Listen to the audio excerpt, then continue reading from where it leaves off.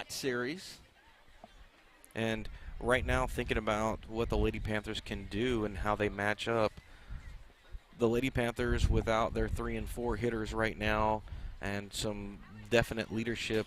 The really interesting thing is we've talked about all season long how deep the Lady Panthers are, and we've gotten a little taste of that, a little glimpse of that freshman quartet that stepped in and getting some heavy minutes now, going to be called on and relied upon to do more than most people generally rely on freshmen to do. And of course, we're talking about Marina Bourgeois, who's having to step in behind the plate for Holly Thomas for I don't know how long, but for at least in the immediacy now.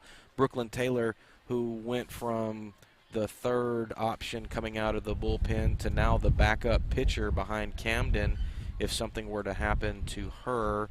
Abby Vickers, who had been used primarily as a pinch runner, now being asked to start in the outfield and swing the bat some. And then, of course, Breezy Pantaleon having to step into the shortstop position for Kendall. And she'd already been starting, so that wasn't much, but the chemistry between herself and Reese Evans at second was tested early on when she stepped in. Last week was the first time she played shortstop, and in that game against Splendora, there was a little bump. Actually, I believe that was 2 weeks ago against Huffman. 2 weeks, that's right. As they were trying to catch a pop-up in the infield on the shortstop side of second base, and there was a bump. I don't want to call it a collision, and it let the ball drop and some runs score. And there were a couple of other situations. There were some flips from second to short, and there were a couple of other things, and that had nothing to do with the skill of these young players. That more has to do with the chemistry and more has to do with the timing that one develops. Baseball, softball, very, very situationally indicative.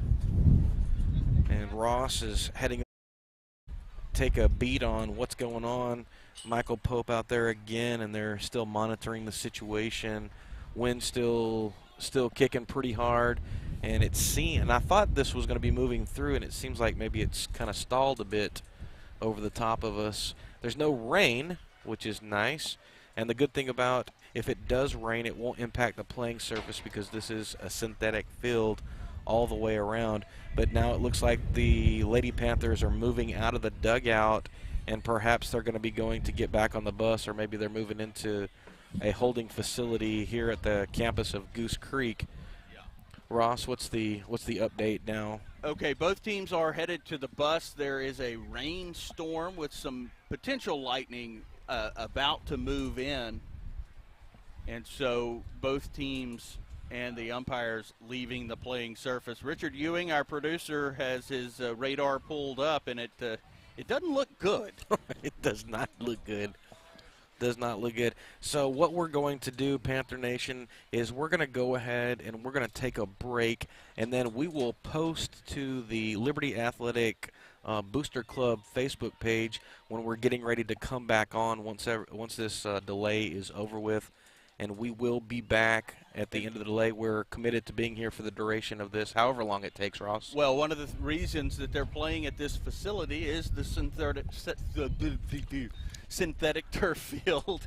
And so, Joe, we'll kind of keep everybody updated as this progresses through the afternoon. And, of course, we'll be back right when they start the action.